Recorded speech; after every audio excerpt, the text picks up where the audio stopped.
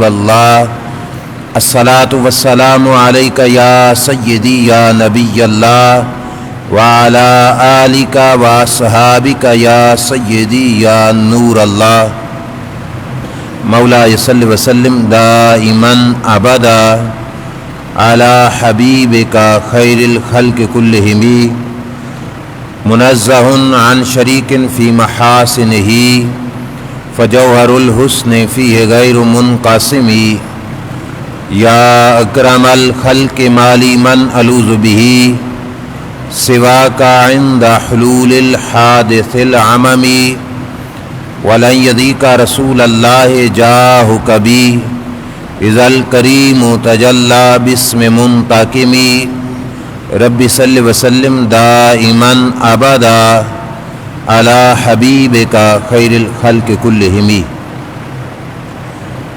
اللہ جل وعلا شانہ کی حمد و ثنا اور حضور سید المرسلین خاتم النبیین امام الانبیاء حضرت محمد مصطفیٰ احمد مجتبیٰ صلی اللہ تعالی علیہ وآلہ وبارک وسلم کے دربار گہربار میں ہدیہ درود و سلام بصدد و احترام عرض کرنے کے بعد، معزز سامعین السلام علیکم ورحمۃ اللہ وبرکاتہ۔ رب تعالیٰ کے فضل و توفیق سے اور اس کے پیارے حبیب صلی اللہ علیہ وسلم کی نگاہ رحمت اور شفقت کے طفیل، نماز جمعہ کی حاضری کی سعادت نصیب ہو رہی ہے۔ دعا ہے اللہ تعالی ہم سب کا آنا اپنی بارگاہ میں قبول و منظور فرمائے، اور رب ذوالجلال حق سچ بیان کر کے اس پہ عقیدہ رکھ کے عمل کی توفیق عطا فرمائے۔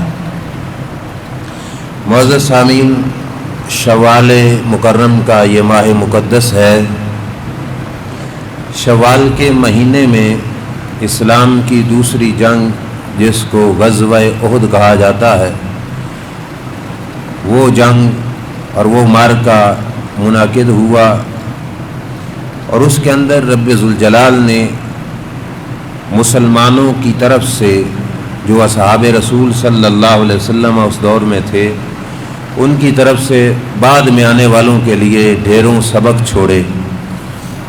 آج اللہ کے فضل سے شوال کی نسبت کی وجہ سے جنگ احد کے حوالے سے میں چند باتیں عرض کروں گا۔ اللہ تعالی ہمیں سمجھ کر عمل کی توفیق عطا فرمائے۔ شروع میں ایک بات ذہن میں بٹھا لیجئے کہ اسلام کے کچھ فرائض ہیں، یعنی ہمارے مذہب نے ہم پر کچھ چیزیں فرض کی ہیں، جیسے نماز ہم پر فرض ہے، روزہ بھی ہم پر فرض ہے، جس کے پاس طاقت ہو اس پر حج بھی فرض ہے، اور اسی طرح جس کے پاس مال و دولت ہو اس پہ زکوٰۃ بھی فرض ہے۔ اسی طرح اگر ضرورت بن جائے اور ایک انسان طاقت رکھتا ہو اور ان کے پاس قیادت ہو تو جہاد بھی ایک فرض ہے۔ جہاد کا فریضہ امت مسلمہ کے سر پر رب ذوالجلال نے جو ہے ہجرت کے بعد لازم کیا، اور پھر مسلمانوں نے اس جہاد کے فریضے کو اتنا احسن طریقے سے سر انجام دیا کہ اس کو صرف اور صرف اللہ کا حکم سمجھ کر اور اپنے دین کی سربلندی کی خاطر انہوں نے اللہ کی راہ میں نکل کر جہاد کیا۔ ان کا کوئی مقصد نہ مال و دولت تھا، نہ ان کا مقصد اپنے نام اور نمائش تھا، نہ ان کا مقصد کوئی اپنی ذاتی اناد اور دشمنیاں تھیں، صرف اور صرف مقصد تھا تو یہ ہے کہ جہاد اللہ کا آرڈر ہے اور اللہ کے حکم کو پورا کرنا ہے، اور دوسرا یہ ہے کہ جہاد کے ذریعے ہم نے اپنے اسلام کے جھنڈے کو سربلندی دینی ہے اور اسلام کے جھنڈے کو اونچا کرنا ہے۔ صرف اور صرف اس مقصد کی خاطر مسلمان جہاد کرتے رہے۔ یہ تو آپ سنیں گے تو پتہ چلے گا کہ مسلمانوں نے قطعاً مال دولت کے لیے جہاد نہیں کیا، جنگیں نہیں کی۔ علامہ اقبال نے بھی اس حقیقت کو اپنے نظم میں یوں بیان کیا تھا کہ یہ غازی، یہ تیرے پر اسرار بندے، جنہیں تو نے بخشا ہے ذوق خدائی، دو نیم ان کی ٹھوکر سے صحرا و دریا، سمٹ کر پہاڑ ان کی ہیبت سے رائی، کرتی ہے دو عالم سے بیگانہ دل کو، عجب چیز ہے لذت آشنائی، شہادت ہے مطلوب مقصود مومن، نہ مال غنیمت نہ کشور کشائی۔ کہ اصل مقصد تھا کہ اللہ کے حضور ہم سرخرو ہو جائیں، اللہ کے حضور کامیاب ہو جائیں، یہ مقصد تھا۔ نہ مال غنیمت مقصد تھا کہ مال و دولت اکٹھا کرنا، اور نہ ہی جو ہے کشور کشائی کہ ہم زمینیں فتح کریں، یہ مقصد نہیں۔ مقصد صرف اور صرف اللہ جل شانہ کی رضا تھا۔ اس مقصد کے لیے اسلام کی تاریخ میں جو پہلی جنگ ہوئی اسے جنگ بدر کہا جاتا ہے۔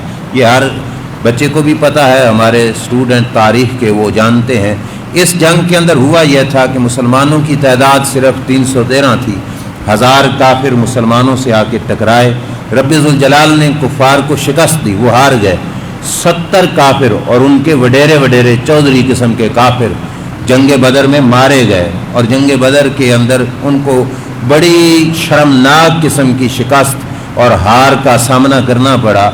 جنگ بدر کے بعد مکہ کے لوگ جو حضور علیہ الصلوۃ والسلام کے بہت سخت دشمن تھے، جنہوں نے مکی زندگی میں اللہ کے پیارے محبوب صلی اللہ علیہ وسلم کا جینا تنگ کیا ہوا تھا، وہ لوگ کب چاہتے تھے کہ اللہ کے رسول صلی اللہ علیہ وسلم کے ماننے والے، عقیدت مند اور حضور کے غلام کثرت سے ہو جائیں اور سرکار کی عظمتوں کے جھنڈے بلند ہو جائیں، یہ کبھی بھی ان کو منظور نہیں تھا۔ لیکن پہلی جنگ لڑنے کے لیے آئے تو منہ کی کھانی پڑی اور مار کھا کے واپس پلٹ گئے، لیکن اس جنگ کی شہرت دنیا میں پھیل گئی، لوگوں میں بات چیت ہونے لگ گئی کہ مکہ کے قریش جن کو اپنی طاقت پہ بڑا غرور تھا، بڑا نشہ تھا، جو سمجھتے تھے کہ ہمارا تو دنیا میں بھی کوئی مقابلہ نہیں کر سکتا، وہ مکہ کے قریشی اپنے پورے لشکر کو لے کر جب اللہ کے نبی صلی اللہ علیہ وسلم سے لڑے تو ان کو شکست کھانی پڑی، اور حضور کے غلام فقط 313 تھے، اور ان کے مقابلے میں بھی وہ اپنے بڑے بڑے جو ہے سردار جو ہے ان کو قتل کرا کے جب واپس پلٹے، تو یہ ایک ان کے دل میں درد تھا کہ ہم نے اس جنگ کا بدلہ لینا ہے، مسلمانوں کو چھوڑنا نہیں، اس جنگ کا بدلہ لینا ہے۔ اور اس جنگ بدر کے اثرات اس وجہ سے بھی زیادہ تھے، یہ خاص امر ہے جنگ بدر کا کہ مکہ میں رہنے والے کافروں کا کوئی گھر ایسا نہیں تھا جس گھر میں سے کسی کا باپ، کسی کا بیٹا، کسی کا چاچا، کسی کا خاوند، کسی کا بھائی نہ مرا ہو۔ جنگ بدر کے اندر ہر گھر میں سے کسی نہ کسی کا کوئی نہ کوئی رشتہ دار مر چکا تھا، اور اس وجہ سے ان کے ماتھے پر یہ کالک لگ گئی تھی کہ لوگ دور دراز سے یہ کہتے تھے کہ مکہ والے تو بڑے دلیر تھے، لیکن یہ تو 313 مسلمانوں سے مار کھا کے آ گئے۔ اس درد کی وجہ سے مکہ والے روزانہ یہ سوچتے تھے کہ مسلمانوں کے خلاف ہم نے کوئی جنگ کرنی ہے، جس جنگ کے اندر مسلمانوں سے ہم نے بدلہ لینا ہے۔ کفار مکہ اپنے سردار ابو سفیان، اس وقت وہ مسلمان نہیں ہوئے تھے، بعد میں یہ مسلمان ہوئے، صحابی رسول بنے، مسلمانوں کے خلاف جنگ کرنے کے لیے کفار مکہ اپنے سردار ابو سفیان کے پاس گئے، اور یہ وہ لوگ تھے جن کے رشتہ دار جنگ بدر میں مارے گئے تھے۔ انہوں نے جا کے کہا بھائی ہمارا خون کھولتا ہے، ہماری طبیعت میں بڑا درد ہے کہ ہم نے مسلمانوں سے بدلہ لینا ہے، تم سردار ہو مکہ کے، تم دو ہماری درخواستیں قبول کرو۔ پہلی درخواست انہوں نے یہ پیش کی کہ ہم نے جو لشکر تیار کرنا ہے جنگ کے لیے، تم اس کی قیادت کرو گے، سربراہی کرو گے، ہماری یہ درخواست بھی منظور کرو۔ اور دوسری درخواست ہماری یہ ہے کہ تم تجارتی قافلے کے بھی سردار ہو، جو مکہ سے باہر تجارتی قافلے جاتے ہیں، مال و دولت کماتے ہیں، تم ان کے بھی سردار ہو۔ اس دفعہ جو بزنس مین لوگ تمہارے تجارتی قافلے میں شامل تھے، تم ایسا کرو کہ ان سے کہو کہ جو نفع آیا ہے تمہارے مال پر وہ تمہیں نہیں ملے گا، اصل مال یعنی کسی نے 50,000 خرچ کیا تھا اسے 50,000 تو دے دو، لیکن اس کے مال پر جو نفع آیا ہے وہ اسے نہ دو، وہ نفع سارے کا سارا جمع کرو، اور اس نفع کے مال کو جمع کر کے ہم جنگی طاقت اور جنگی سامان جو ہے وہ جمع کریں گے، جس کے ساتھ مل کر ہم مسلمانوں کے خلاف جا کے جنگ کریں گے، اور بدر والی جنگ کا ہم مسلمانوں سے بدلہ لیں گے۔ اب پہلی بات تو ابو سفیان نے بڑی خوشی سے قبول کی کہ ٹھیک ہے جی، جو لشکر یہاں سے جنگ کرنے کے لیے حضور کے خلاف جائے گا اس لشکر کی قیادت میں کروں گا۔ دوسری درخواست یہ تھی کہ یہ جو مکہ والے ہیں ان سے کہو کہ اپنے تجارتی نفع کو اس دفعہ نہ لیں، نفع جنگ کی راہ میں خرچ کریں۔ کفار میں یہ اعلان ہوا تو ابو سفیان نے سب سے پہلے جو اعلان کیا وہ یہ تھا، انا اول من اجاب ذالک، اس نے کہا سب سے پہلے میں اپنی ساری تجارت کا نفع میں اسلام کے خلاف معاذ اللہ پیش کرتا ہوں. میں نفع نہیں لوں گا، میں صرف اپنی پونجی جو مال خرچ کیا وہ لوں گا، اور نفع اسلام کے خلاف جنگ کی تیاری میں خرچ ہوگا. ابو سفیان نے، سردار نے سب سے پہلے اپنا نفع پیش کر دیا اور ساتھ کیا کہا، وَبَنُو عَبْدِ الْمُطَّلِبْ مَعِی، عبد المطلب کی جو اولاد ہے وہ بھی میرے ساتھ ہوگی. اور یہ مزے کی بات ہے، اللہ کے نبی صلی اللہ علیہ وسلم کی مخالفت خاندان کے اپنے لوگ کر رہے تھے. عبد المطلب کی اولاد سے تو حضور بھی تھے، لیکن اولاد عبد المطلب ابو سفیان کہہ رہا تھا کہ میرے ساتھ ہوگی، وہ بھی اس جنگ میں اپنا نفع خرچ کر دے گی اور جنگی سامان جو ہے وہ ہم جو ہے اس سے خریدیں گے. اب جو چندہ اکٹھا ہوا، جو نفع جمع ہوا، وہ کتنا تھا؟ 50,000 پاؤنڈ نفع جو ہے، جو ان کا مال تھا وہ جنگی خرچے کے لیے جمع ہو گیا. 50,000 پاؤنڈ اس وقت کے جو مال تھا وہ جمع ہو گیا، اور انہوں نے اس سلسلے میں جنگ کی تیاری شروع کر دی. اب تیاری کیسے ہوئی؟ تھوڑی یہ معاملہ بھی بڑا توجہ طلب ہے. جیسے ہمارے ہاں الیکشن ہوتے ہیں تو ہر پارٹی کا بندہ مختلف شہروں میں جا کے جلسے کرتا ہے اور جلسوں میں جا کے بتاتا ہے کہ فلاں پارٹی والے نے ایسا کیا تھا، میں یہ کر دوں گا، میں وہ کر دوں گا، تم لوگ میرا ساتھ دینا، میں ایسا کروں گا، ایسا کروں گا. مکہ کے کافروں نے بھی کمپین چلائی، اور اس کمپین کے لیے انہوں نے چند بڑے بڑے لوگ جو زبان کے بڑے تیز تراز تھے، جن کو باتونی کہا جاتا ہے، گفتگو میں بڑی ان کی تیزی تھی، انہوں نے چند بندے اکٹھے کیے اور کہا کہ تم مکہ کے سارے شہروں میں پھرو، ادھر ادھر جا کر کمپین چلاؤ، جلسے کرو، اور جلسوں میں جا کے لوگوں کو بتاؤ کہ ہم نے محمد صلی اللہ علیہ وسلم کے خلاف جنگ لڑنی ہے اور تم اس جنگ میں ہمارے ساتھ مدد کرو. یعنی مدد طلب کرنے کے لیے مکہ کے کافروں نے مختلف شہروں میں جلسے کیے، اور وہ حالات وہ تھے جس وقت میں اکثر لوگ اللہ کے نبی صلی اللہ علیہ وسلم کے دشمن تھے اور حضور کے مخالف تھے. انہوں نے مختلف شہروں میں جا کے جلسے کیے، لوگوں کو بتایا کہ ہمارا ان کے ساتھ جھگڑا ہے اور ہم ان کے ساتھ لڑنا چاہتے ہیں، انہوں نے بدر کے اندر ہمارے اتنے بندے مار دیے تھے، ہم ان کا بدلہ لینا چاہتے ہیں، لہٰذا تم ہمارا ساتھ دو. مختلف علاقوں سے بندے تیار ہو جاتے جنگ کے لیے، مسلمانوں کے خلاف لڑائی کرنے کے لیے، اور وہ اپنا نام لکھواتے. کرتے کراتے آ جا کر یہ لشکر جو جمع ہوا، اس لشکر کی تعداد 3,000 بن گئی. 3,000 کا لشکر کافروں نے جمع کر لیا کمپین چلا کر. لوگ ادھر ادھر سے کافی جمع ہو گئے. اور یہاں پر ایک خاص بات عرض کرتا چلوں، یہ جو لوگ کمپین چلانے کے لیے مکہ سے پورے شہروں میں پھرے، جلسے کیے حضور کے خلاف اور لوگ بندے اکٹھے کیے، ان بندوں میں ایک نام تھا ابو عزہ. اور یہ ایسا ناشکرا شخص تھا کہ جس کو بدر کی جنگ میں قید کیا گیا تھا، اور یہ مسلمانوں کا قیدی تھا، اور مسلمانوں نے قیدی چھوڑنے کے لیے جو طریقہ اختیار کیا تھا وہ آپ کو پتہ ہے کہ ہر قیدی فدیہ دے کر اپنی جان چھڑا سکتا ہے، فدیہ دے کر. اللہ کے نبی صلی اللہ علیہ وسلم نے اس پر مہربانی کی، اور سرکار نے دیکھا کہ اس کے بال بچے چھوٹے ہیں، اس کے گھر میں کمانے والا کوئی نہیں، اس کی مال و معاش کا ذریعہ بھی کوئی نہیں، یہ غریب شخص ہے. سرکار نے اسے بغیر فدیے کی ہی جنگی قیدی ہونے سے آزاد فرما دیا تھا. حضور کا اس کے سر پر اتنا احسان تھا، اور یہ اتنا احسان فراموش نکلا کہ اگلے سال جب حضور کے خلاف یہ پلاننگ ہونے لگی تو سب سے پہلے یہ جا کر مختلف شہروں میں جلسے کر کے حضور کے خلاف بندے اکٹھے کر کے سرکار کے خلاف جنگ کا انہوں نے پروپیگنڈا کر لیا. آخر کار 3,000 کا لشکر تیار ہو گیا. جب 3,000 کا لشکر تیار ہو گیا، مکہ شریف میں آ کر ابو سفیان جو سردار تھا ان کا، اس کو بتایا گیا کہ 3,000 کا لشکر تیار ہے. ابو سفیان نے کہا کہ 5 شوال کو، یہ جو مہینہ چل رہا ہے، 5 شوال کو ہم مکہ سے چلیں گے مدینہ پر حملہ کرنے کے لیے، اور یہ بات مکہ والوں تک نہ پہنچے اور ان کو خبر بھی نہ ہو. ہم اچانک جا کے حملہ کریں گے جس سے مسلمان جو ہے پسپا ہو جائیں گے، مسلمانوں کو ہم زیر کر دیں گے. لیکن ہوا یوں کہ مکہ شریف میں حضور کے چچا حضرت عباس بن عبد المطلب رضی اللہ تعالی عنہ، یہ انہوں نے ابھی تک اپنے اسلام کو ظاہر نہیں کیا تھا، یعنی اوپن ماحول میں کلمہ نہیں پڑھا تھا. انہوں نے چھپ کر ایک خط لکھا حضور علیہ السلام کے نام کہ سرکار کو پتہ چلے کہ یہ لشکر یہاں سے حملے کی تیاری کر کے آ رہا ہے. خط حضور تک پہنچ گیا. اللہ کے نبی صلی اللہ علیہ وسلم کو خبر ہو گئی کہ مکہ شریف پر حملے کے لیے ابو سفیان 3000 کا لشکر لے کر آ رہا ہے۔ 5 شوال کو مکہ شریف سے یہ لوگ نکل پڑے۔ کتنے بندے تھے؟ 3000 بندے تھے، اور ہر بندے کے پاس ایک ایک اونٹ تھا۔ کتنے اونٹ ہو گئے؟ 3000 اونٹ بھی ہو گئے۔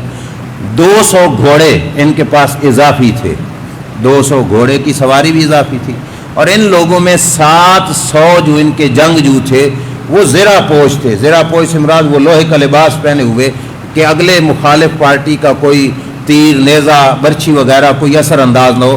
700 سوار ان کے جو تھے وہ زرہ پوش تھے۔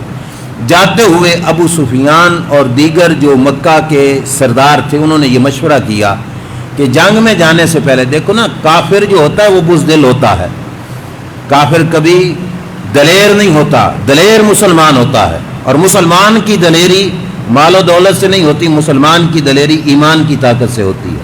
کافر بزدل ہوتا ہے۔ دیکھو 313 بدر میں مسلمانوں سے مار کھا کے آنے والے آج 3000 لے کے جا رہے تھے، لیکن پھر بھی بزدل تھے، ڈر رہے تھے کہ کہیں یہ نہ ہو کہ مسلمان ہمیں رگڑا نہ دے دیں اور ہمیں جنگ کا میدان چھوڑ کے بھاگنا نہ پڑے۔ اس واسطے مکہ کے سرداروں نے میٹنگ میں یہ کہا کہ اس جنگ میں ہم اپنی بیویوں کو بھی، گھر والیوں کو بھی ساتھ لے کے جائیں گے۔ بیویوں کو ساتھ لے کے جانے کا مطلب یہ تھا کہ کوئی جنگجو اگر مار بھی کھا رہا ہوگا تو وہ کسی قیمت پر بھاگ کر واپس نہیں آئے گا، کیوں؟ اسے پتا ہوگا کہ میں بیوی چھوڑ کر کیسے جاؤں، اور لوگ کہیں گے کہ واپس بھاگ بھی آیا اور بیوی جنگ کے میدان میں مر گئی تو میری تو ناک کٹے گی۔ لہذا اس مقصد کی خاطر کافروں نے اپنے لشکر میں عورتوں کو بھی شامل کر لیا تاکہ یہ لوگ واپس بھاگنے نہ پائیں اور یہ دلیر ہو کر لڑتے رہے۔ اور یہ عورتیں ان کے ساتھ دف بھی بجاتی، موسیقی گاتی، نغمے پڑھتی۔ یہ پتہ چلا ملی نغموں سے جوش پانا مسلمان کا کام نہیں، یہ تو کفار کا طریقہ تھا۔ مسلمان تلوار اور نیزے سے نہیں لڑتا تھا، مسلمان ایمان کے جذبے سے لڑا کرتا تھا، اور رب کا یہ وعدہ تھا۔ انہوں نے اتنا مال جو اکٹھا کیا تھا اس کے بارے میں آیت اتری سورہ انفال میں نے خطبے میں وہی پڑھی۔ اللہ فرماتا ہے ان الذین کفروا ينفقون اموالهم، فرمایا بے شک کافر لوگ اپنا مال خرچ کرتے ہیں، کس لیے؟ لیصدوا عن سبیل اللہ، تاکہ وہ اللہ کی راہ میں رکاوٹ بن جائیں، اللہ کی راہ میں رکاوٹ بن جائیں۔ اپنا مال اس لیے خرچ کرتے ہیں۔ اللہ نے کیا فرمایا؟ فَسَيُنْفِقُونَهَا، فرمایا یہ مال اسلام کے خلاف قیامت تک خرچ کرتے رہیں گے۔ لیکن رب کا کیا وعدہ ہے؟ اللہ فرماتا ہے ثُمَّ تَكُونُ عَلَيْهِمْ حَسْرَةٌ، مال خرچ کر کے بھی ان کو افسوس کے ہاتھ ملنے پڑیں گے، حسرت اور ندامت و شرمندگی ہوگی ان کو۔ یہ مال ان کو کوئی فائدہ نہیں دے گا، مال کے ساتھ یہ جیت نہیں جائیں گے مسلمانوں سے۔ فرمایا ثُمَّ يُغْلَبُونَ، اور اللہ فتح مسلمانوں کو ہی عطا فرمائے گا۔ یہ وعدہ ہے قرآن کریم میں رب ذوالجلال کا کہ جتنا مال خرچ کر لیں۔ اب 50,000 پاؤنڈ خرچ کر کے بیویوں کو ساتھ لے کر 3000 کا لشکر لے کر 3000 اونٹ 200 گھوڑے لے کر مسلمانوں کے خلاف لڑنے کے لیے جب یہ لشکر چلا مدینہ شریف کی طرف چلا، ادھر اللہ کے پیارے نبی صلی اللہ علیہ وسلم کو بھی خبر ہوئی تو سرکار نے کچھ جاسوسی کرنے کے لیے انٹیلیجنس جو حضور کے صحابہ میں تھی، یہ ذہن میں رکھنا، جاسوسی کافر کی کرنا یہ کوئی گناہ نہیں۔ کافر کی جاسوسی یہ ہمارے جو ہے بالخصوص جہاد کے شعبے میں یہ ایک باقاعدہ سبجیکٹ ہے، حصہ ہے کہ مسلمان کے ذریعے سے کافر کی جاسوسی کی جاتی تھی۔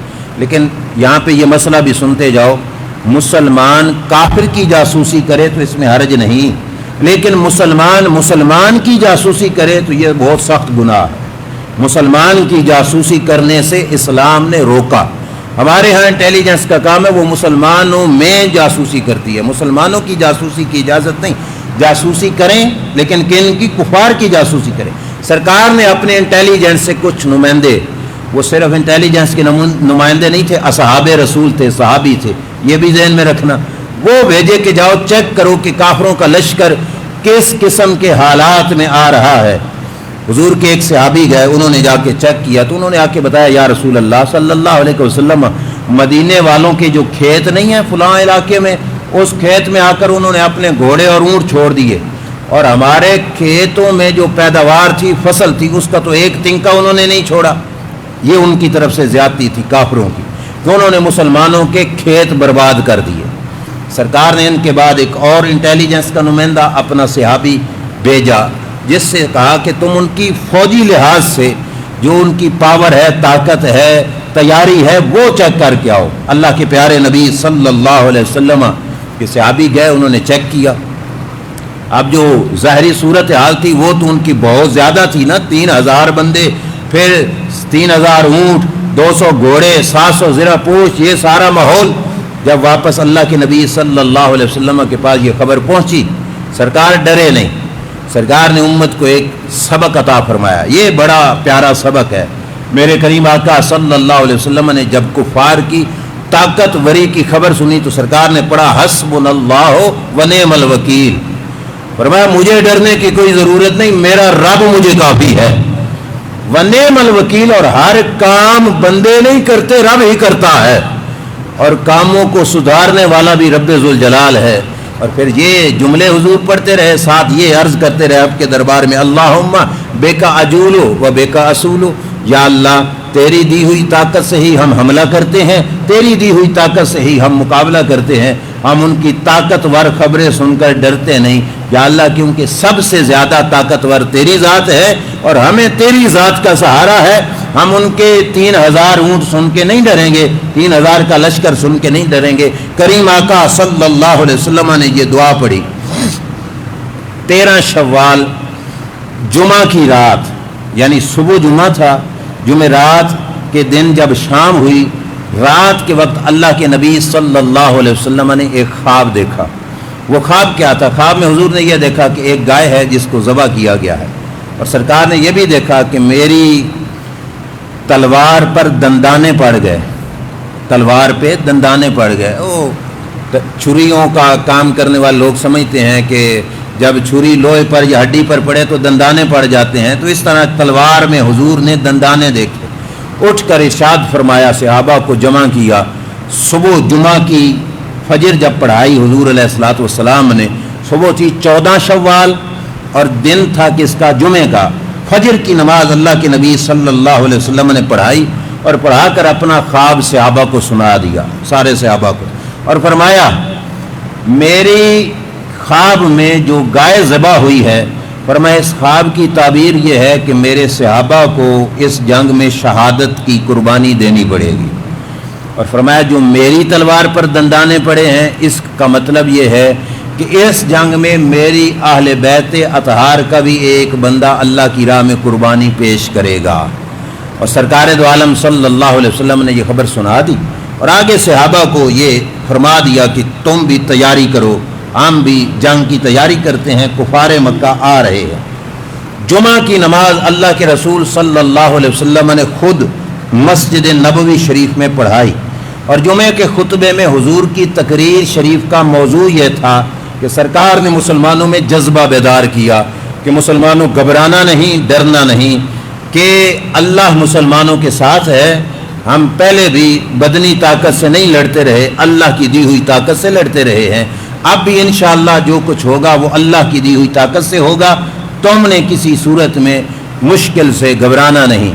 گھبرانا نہیں کہ لفظ سے آپ کو شاید ہنسی آ رہی ہو، یہ وہ گھبرانا نہیں جو آج کل آپ سنتے ہو، یہ تو مشکل میں ڈال کے کہتے ہیں گھبرانا نہیں، اور رب کے نبی صلی اللہ علیہ وسلم نے جو فرمایا وہ تو ایک مدد کا وعدہ تھا کہ گھبرانا نہیں۔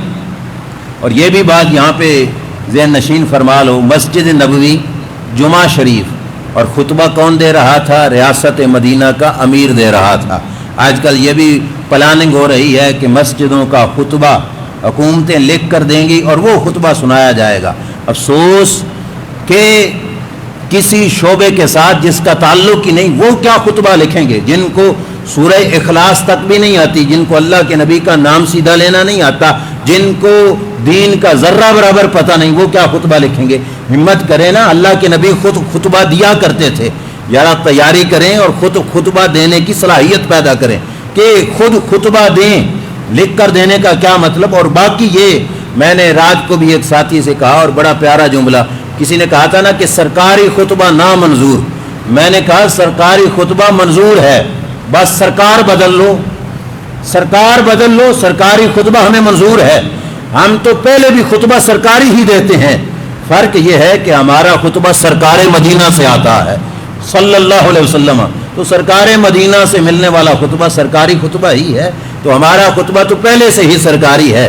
ہاں کوئی حضور سے بڑا لے کر تو آؤ، ہزاروں بادشاہ، ہزاروں وزیر، ہزاروں دانشور میرے نبی کے نالین کریم کی خاک کے برابر بھی نہیں ہو سکتے، تو اس سرکار سے جو خطبہ ملا ہے وہ ہم سنائیں گے۔ بہرحال سرکار نے خطبے میں مسلمانوں کو بتایا کہ ہم نے کفار کے ساتھ جہاد کرنا ہے اور اس کی تیاری۔ نماز جمعہ کے بعد نماز عصر اللہ کے نبی صلی اللہ علیہ وسلم نے خود مسجد نبوی شریف میں ادا کی، اور اس نماز کے موقع پر مدینہ کے ارد گرد سے سارے لوگ جمع ہو کر مسجد نبوی شریف میں آ گئے تھے، کیونکہ پتہ چل گیا تھا نا جنگ پہ جانا ہے، تو سارے لوگوں نے عصر کی نماز اللہ کے پیارے نبی صلی اللہ علیہ وسلم کی معیت میں ادا فرمائی۔ عصر ہوئی، مغرب، عشاء، ہفتے کے دن صبح کی نماز پر حضور نے مشورہ کیا، یا پھر جمعہ پہ عصر کی نماز کے بعد حضور نے مشورہ کیا کہ جنگ کیسے کرنی ہے کافروں کے خلاف۔ توجہ کیجیے، صحابہ نے مشورہ دیا، اکثر صحابہ کا یہی مشورہ تھا، مہاجر انصار میں جو وڈیرے حضرات تھے ان کا بھی یہی مشورہ تھا کہ مدینہ کے اندر رہ کر ہم لڑائی کریں گے، ہمیں باہر نکلنے کی کوئی ضرورت نہیں۔ کفار کو چاہیے اگر لڑائی کرنی ہے تو مدینے میں انٹر ہو جائیں، اور مدینے میں انٹر ہو کر ہمارے گھروں میں یا ہم پہ آ کے حملہ کریں۔ یہ مشورہ تھا اکثر اصحاب رسول کا، مہاجرین کا، انصار کا، حضور علیہ السلام کا بھی مشورہ شریف یہی تھا کہ ہم مدینہ میں رہ کر جنگ کریں گے۔ اور اس کے اندر حکمت عملی یہ تھی کہ سرکار یہ فرماتے تھے کہ اگر تو اول تو وہ مدینہ میں انٹر ہوں گے نہیں، اور اگر مدینہ سے باہر بیٹھے رہے تو اس میں ان کا نقصان ہے کہ جب لڑائی بھی نہیں ہوگی تو وہ لڑنے کے لیے آئے ہیں تو ان کا کیا فائدہ ہوگا، اور اگر مدینے میں انٹر ہوئے تو گلیوں کی راہوں سے واقف ہم ہیں، وہ تو نہیں، وہ تو مکہ کے رہائشی ہیں، ان کو کیا پتہ کون سی گلی کہاں سے جا کے نکلتی ہے، ہم ان کو یہیں پہ گلیوں میں ہی گھما لیں گے، اور گھروں کے چھتوں پہ چڑھ کے ہماری بیویاں بھی ان کو پتھر ماریں گی، تو یہاں سے وہ فتح نہیں پائیں گے، ہمیشہ ہار کر ہی واپس جائیں گے۔ یہ مشورہ کس کا تھا؟ حضور کا بھی، اکثر صحابہ کا یہ مشورہ تھا۔ لیکن ہوا یوں، صحابہ کے مجمع میں کچھ صحابی رسول ایسے تھے جو جنگ بدر میں تو نہیں جا سکے تھے بوجہ کسی مجبوری کے، آج ایک نئی جنگ کا موقع بن رہا تھا تو ان کو بڑا جذبہ تھا، بڑا جوش تھا۔ ان کے جذبات یہ تھے کہ انہوں نے کہا نہیں یا رسول اللہ صلی اللہ علیہ وسلم، ہم بیٹھے رہے گھروں میں تو کافر سمجھیں گے یہ چھپ گئے، ڈر گئے، ہمیں اوپن جا کر مدینہ سے باہر نکل کر لشکر کے سامنے کھڑے ہو کر یوں صفے باندھ کر ہم لڑنا چاہتے ہیں، ہم وہاں پہ جانا چاہتے ہیں، یا رسول اللہ ہمیں اجازت دو مدینہ سے باہر جا کے لڑیں۔ اب یہ کچھ حضرات تھے جن کے اندر وہ جذبہ تھا۔ آپ سوچو کہ مسلمانوں کے اندر جہاد کی جو شوق تھا اور رغبت تھی وہ کتنی زیادہ تھی کہ جو بدر میں نہیں جا سکے تھے آج وہ حسرتیں کر کے حضور سے عرض کرتے ہیں یا رسول اللہ اندر رہ کر نہیں، باہر آمنا سامنا کر کے ہم ان سے دو دو ہاتھ کریں گے، ہم لڑیں گے باہر، یا رسول اللہ صلی اللہ علیہ وسلم ہمارے اس مشورے کو قبول فرمائیے۔ سرکار سے بار بار وہ عرض کر رہے تھے، اور اس جذبات میں جو حضرت حمزہ رضی اللہ تعالیٰ عنہ کے جذبات تھے، حضور کے چچا جان کے، وہ بڑے پیارے تھے۔ جمعے کے دن کا روزہ رکھا تھا حضرت حمزہ نے، اور اس وقت حضرت حمزہ رضی اللہ تعالیٰ عنہ نے حضور کے دربار میں جو مشورہ کیا وہ یوں تھا کہ والذی انزل علیک الکتاب لا اطعم اليوم طعاما حتی اجالدہم بسیفی خارج المدینہ۔ عرض کرتے ہیں یا رسول اللہ صلی اللہ علیہ وسلم، قسم اس ذات کی جس نے آپ پر سچا قرآن اتارا، میں اس وقت تک کھانا نہیں کھاؤں گا جب تک مدینہ سے باہر نکل کر کفار کے خلاف اپنی یہ تلوار سے جہاد نہیں کر لوں گا۔ یہ جذبے کا اظہار کیا حضرت امیر حمزہ رضی اللہ تعالیٰ عنہ نے، اور اس سے بھی بڑے بڑے جذبات تھے صحابہ کے جو حضور سے عرض کر رہے تھے یا رسول اللہ مدینے سے باہر نکل کر لڑائی کرنی چاہیے۔ ہفتے کی صبح کو پھر نبی کریم علیہ الصلوۃ والسلام گھر تشریف لے کے گئے، اور یہ بھی بڑا پیارا منظر تھا کہ ریاست مدینہ کے امیر نے جہاد کی تیاری خود فرمائی۔ سرکار نے یہ نہیں فرمایا چلو کافر حملہ کرنے کے لیے آ رہے ہیں تم ایک دن کا احتجاج کر دو کفار کے خلاف کہ وہ ہم پہ حملہ کرنے کے لیے کیوں آ رہے ہیں، نہیں، سرکار نے جہاد کی تیاری کی، اور حضور کے سر پر امامہ وہ جنگی لباس پہنانے میں حضور کے دو خادم حضرت ابو بکر حضرت عمر رضی اللہ تعالیٰ عنہ یہ حضور کے ساتھ تھے، یہ خدمت سر انجام دے رہے تھے، سرکار کو تیار کیا، تلوار حضور نے پکڑی، سارا جنگی لباس پہن کر صحابہ باہر انتظار میں تھے کہ سرکار فیصلہ کیا فرماتے ہیں، ڈن کیا ہوتا ہے۔ سرکار یوں باہر نکلے، جب سرکار تیاری کر کے باہر نکلے تو جو بڑے بزرگ صحابہ تھے انہوں نے جذباتی لوگوں کو کہا کہ یار تم نے مشورہ صحیح نہیں دیا، تم نے حضور کو یہ کہہ دیا کہ باہر جا کے لڑیں، سرکار کی رائے تھی کہ مدینہ کے اندر لے کے لڑیں گے، یہ تم نے مشورہ صحیح نہیں دیا۔ تو جب جو بڑے صحابہ تھے، بزرگ صحابہ تھے، انہوں نے یہ رائے چھوٹوں پر جذباتیوں پر پیش کی تو انہوں نے بھی کہا چلو ٹھیک ہے، پھر اب جیسے حضور کہیں اندر رہ کے لڑنا ہے تو ہمیں منظور ہے۔ جب یہ کہا تو میرے نبی علیہ السلام نے فرمایا رب کا نبی جب تیاری کر لیتا ہے تو اپنے سامان کو واپس نہیں رکھتا، ہم انشاءاللہ مدینہ سے باہر نکل کر ہی جہاد کریں گے، تم تیاری کر لو، ہم مدینہ سے باہر نکل کر ہی جہاد کریں گے۔ اللہ کے نبی صلی اللہ علیہ وسلم نے تیاری کا آرڈر دیا اور مدینہ سے ہفتے کے دن یہ لشکر چل پڑا۔ اب جب لشکر چلا مدینہ شریف سے جس وقت باہر نکلنے لگا، باقی تقریر نہیں تو یہ آخری باتیں بڑے توجہ سے سننا۔ اللہ کے نبی صلی اللہ علیہ وسلم نے آرڈر دیا کہ لشکر کو چیک کرو، کوئی چھوٹا بچہ چھوٹی عمر کا جنگ کے میدان میں نہ چلا جائے، جسے جنگ کرنی ہی نہیں آتی، خواہ مخواہ دشمنوں کے ہتھے چڑھ کے کہیں شہید نہ ہو جائے، لہذا لشکر کو چیک کرو۔ اچھا آپ بتاؤ، یہ لشکر جنگ کے میدان میں جا رہا تھا تو وہاں پہ چاول تقسیم ہونے تھے، کوئی حلوہ تقسیم ہونا تھا، کوئی روٹیاں بانٹی جانی تھی، کہ جنگ کے اس لشکر میں بچوں نے آ جانا تھا؟ پتہ چلا ہمارے بچوں کو جتنا لنگر کا شوق ہوتا ہے صحابہ کو اتنا جہاد کا شوق تھا۔ سرکار نے تلاشی لی کہ کتنے بچے ہیں جو چھوٹے ہیں اور جہاد کے لیے نکل پڑے ہیں۔ امام شافعی رحمۃ اللہ تعالی علیہ نے لکھا 17 بندے لشکر سے نکلے، 17 بچے جن کی عمر مبارک تھی چھوٹی، اور اللہ کے نبی صلی اللہ علیہ وسلم نے ان کو لشکر سے نکال لیا، فرمایا تم نہیں جا سکتے کیونکہ تمہاری عمر ابھی چھوٹی ہے، تم جنگ کے میدان میں نہیں جا سکتے۔ ان نکلنے والوں میں سے ایک صحابی ہیں جن کا نام ہے حضرت سعید رضی اللہ تعالی عنہ، ان کی عمر شریف بالکل چھوٹی تھی، یہ تو چپ کر کے گھر چلے گئے میرے نبی علیہ الصلوۃ والسلام کے ساتھ۔ ان کی بات میں خاص طور پہ اس لیے عرض کرنا چاہتا ہوں کہ انہوں نے پھر اگلی جنگ جب خندق کی ہوئی تھی نا تو اس وقت ان کی عمر شریف تھی، پوری جنگ خندق میں گئے تو بڑا مجاہدانہ کردار ادا کیا۔ میرے نبی علیہ السلام نے دعا دی اللہ سعید کی نسل میں برکت پیدا فرمائے۔ اب یہ ما ینطق عن الہویٰ والی زبان ہلی، رب نے نسل میں یوں برکت پیدا کی کہ جس وقت حضرت سعید کا وصال ہوا رب نے 20 بیٹوں سے ان کو نوازا ہوا تھا۔ کتنے بیٹے؟ 20 بیٹے تھے حضرت سعید کے، 40 بھتیجے تھے حضرت سعید کے، اور 40 بھائی تھے حضرت سعید کے۔ رب نے نسلوں میں یوں برکت پیدا فرمائی۔ اور وقت کا بہت بڑا امام اعظم ابو حنیفہ کے شاگرد امام ابو یوسف حضرت سعید کی اولاد میں پیدا ہوئے۔ بہرحال یہ حضرت سعید بچوں کی وجہ سے ان کو واپس کیا گیا، اور بھی صحابہ کو واپس کیا گیا۔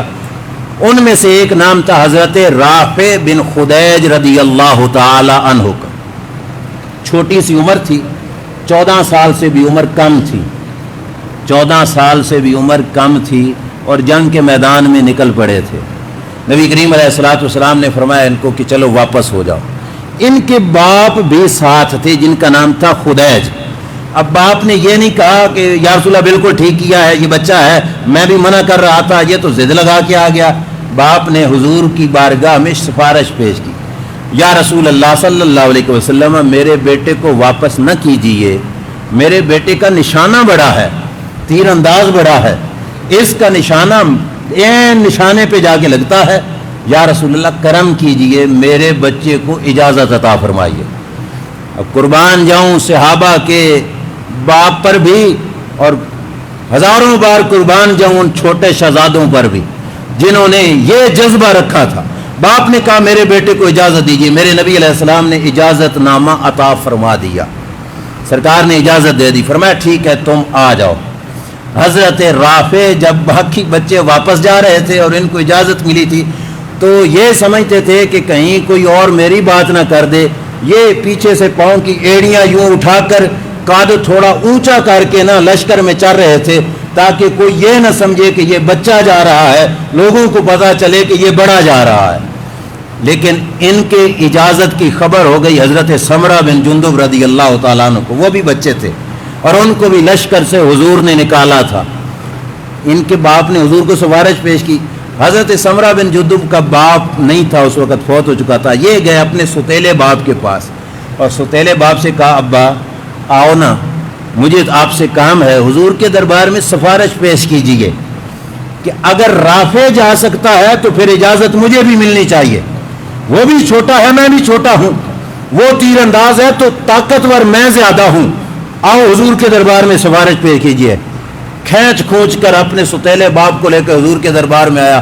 باپ نے کہا یا رسول اللہ اگر رافع جا سکتا ہے تو میرا بھتیجا میرا بیٹا سمرہ اس کو بھی جانے کی اجازت دیجیے، وہ نشانہ باز ہے تو طاقت میں یہ زیادہ ہے۔ حضور سے کہا یہ طاقت میں زیادہ ہے۔ اب سمرہ نے نا اپنے چاچا کے اپنے ستیلے باپ کے کان میں کہا کہ حضور سے کہو ہماری کشتی کرا لیں، اگر میں رافع کو گرا دوں نا تو پھر تو میرا حق بنتا ہے نا کہ میں جنگ کے میدان میں آؤں، میں رافع کو گرا لوں گا، میں اس کی پشت لگا دوں گا، یا رسول اللہ مجھے اجازت دے دینا، اس کے تیر اندازی کی وجہ سے میری طاقتوری کی وجہ سے مجھے جنگ کے میدان میں جانے کی اجازت دے دینا۔ میرے نبی علیہ السلام نے فرمایا چلو ٹھیک ہے پھر کشتی کراتے ہیں۔ جس نبی کو یہ پتہ چل جاتا ہے کہ ماں کے رحم میں بچہ ہے کہ بچی ہے، جس کو یہ پتہ چل جاتا ہے کہ عرشوں پہ جبریل کیا کر رہا ہے، جن کو یہ پتہ چل جاتا ہے کہ ہزاروں میل دور کیا ہو رہا ہے، ان کو یہ نہیں پتہ تھا کہ دونوں میں سے طاقتور کون ہے، کشتی کیوں کرائی؟ امت کو بتانا چاہتے تھے او میچوں کے مقابلے کر کے لڑنے والوں تمہارے یہ کام نہیں تھے، تمہارا کام تھا اللہ کی راہ میں جہاد کرنا، اور جہاد کے لیے کشتیاں کرنا یہ مومن کا کام تھا۔ سرکار نے اس واسطے اپنی آنکھوں کے سامنے کشتی کرائی۔ حضرت رافع بن خدیج اور سمرہ بن جندب دونوں کشتی میں لڑے اور اس لڑائی میں حضرت سمرہ نے حضرت رافع کو گرا لیا۔ جس وقت گرا کے اوپر بیٹھے تو عرض کرنے لگے یا رسول اللہ اب تو مجھے اجازت ہوگی نا، میں جا سکتا ہوں جنگ کے میدان میں؟ میرے نبی علیہ السلام نے فرمایا چلو رافع تمہیں اجازت دے دی تھی، تمہاری اجازت واپس نہیں لوں گا، سمرہ تم سے ڈاڈا ہے اسے بھی اجازت عطا فرماتا ہوں۔ حضرت سمرہ بن جندب رضی اللہ تعالیٰ عنہ کو بھی اجازت مل گئی اور دونوں یہ بچے 14 سال کی عمر، یہ آپ سمجھتے ہو جن کو رب نے اولاد بخشی ہے 14 سال کتنی سی عمر ہوتی ہے؟ 14 سال کی عمر میں یہ جنگ کے میدان میں جانے لگے۔ جس وقت حضرت سمرہ کو تلوار پکڑائی گئی نا، تاریخ والے لکھتے ہیں یوں تلوار پکڑ کے جب حضرت سمرہ کھڑے ہوئے، تلوار بڑی تھی اور حضرت سمرہ کا قد چھوٹا تھا، تلوار بڑی تھی اور حضرت سمرہ کا قد چھوٹا تھا۔ اب آپ خود سمجھ لیجئے کس عمر کے لوگ کفر کے خلاف لڑا کرتے تھے، اور یہی وجہ تھی کہ اس وقت مسلمان کبھی سر جھکا کے نہیں سر اٹھا کے جیتے تھے، اور مسلمان کسی میدان میں پسپا نہیں ہوئے تھے۔ آج ہمارے ہاتھوں میں وہ کچھ نہیں رہا، ہم دنیا کی لذتوں میں مصروف ہوئے، عیاشیوں میں مصروف ہوئے۔ ہمارا جوان اس جہاد کا نام سن کے بھی ٹانگیں کانپتی ہیں۔ اگر یہی حال رہا تو پھر کافر ہمارے سروں پہ راج کریں گے۔ مسلمانوں کا یہ شیوا نہیں، مسلمانوں کا ماحول وہی تھا جو رب ذوالجلال جل شانہ کے محبوب کے صحابہ اکرام علیہم رضوان نے کر کے دکھایا۔ اور جس وقت کوئی نکلتا ہے، اب لڑنا کوئی سمرہ نے تھا، لڑائی کوئی حضرت رافع نے کرنی تھی، یا یہ جو یہاں سے جا رہے تھے یہ لڑنے والے تھے؟ نہیں، بدر میں کوئی یہ لڑے تھے، اللہ نے 5000 فرشتوں کا لشکر بھیجا تھا اور اس لشکر کی مدد سے رب نے مسلمانوں کو فتح عطا فرمائی تھی۔ رب بتاتا ہے حرکت تمہاری ہو تو برکت رب ذوالجلال عطا فرماتا ہے۔ ہمارے سر پر وہ بدبخت مسلط ہوئے جنہوں نے کہا جی مسلمان تو اسرائیل کا مقابلہ ہی نہیں کر سکے۔ لعنت ہے ایسی سوچ پر کہ جنہوں نے یہ سوچا کہ مسلمان اسرائیل کا مقابلہ نہیں کر سکتے تھے۔ 4 جو ہے بالشت کا وہ اسرائیل جو 1948 میں بن رہا ہے اور 57 اسلامی ممالک، اور یہ ڈر کر بیٹھ جائیں اور کہیں کہ ہم ان کا مقابلہ ہی نہیں کر سکتے۔ بس جی لوگوں نے احتجاج کیا تو ہم نے بھی احتجاج کیا۔ شرم کرو، صرف ایسی باتیں کر کے الٹا مسلمانوں کے جذبات کو مزید کمزور کر رہے ہو۔ تمہیں فلسطین میں کھڑا وہ بچہ نہیں نظر آتا کہ جو ہاتھ میں پتھر اٹھا کر ٹینک والوں کی آنکھوں میں آنکھیں ڈال کر غصے کے اثرات چہرے پہ دکھا کر ان کو کہتا ہے کہ ہم سے نہ الجھنا، ہم سے الجھو گے تو زمانے میں جیو گے کیسے؟ مسلمان کی تو وہ طاقت ہے جو وہاں پہ وہ دکھا رہے ہیں. اگر آپ کچھ نہیں کر سکتے تو مسلمانوں کی جو ہے طرف سے یہ بیان مت دیں. مسلمانوں کے یہ بیان نہیں. مسلمان طاقتور قوم ہے. مسلمان بغیر اسلحے کے بھی لڑ لیتا ہے. علامہ اقبال نے کہا تھا کافر ہے تو شمشیر پہ کرتا ہے بھروسہ, مومن ہے تو بے تیغ بھی لڑتا ہے سپاہی. فرمایا کافر تلوار پہ بھروسہ کرتا ہے, مومن بغیر تلوار کے بھی لڑ جاتا ہے. 14 سال کے بچے وہ کیسے لڑ رہے تھے؟ وہ اللہ کی مدد سے لڑ رہے تھے, اللہ تعالیٰ کی نصرت سے لڑ رہے تھے. انشاءاللہ جنگ احد کا اگلا حصہ میں اگلے جمعے پر بیان کروں گا. اللہ تعالیٰ ہمیں عمل کی توفیق عطا فرمائے. وآخر دعوانا الحمدللہ رب العالمین.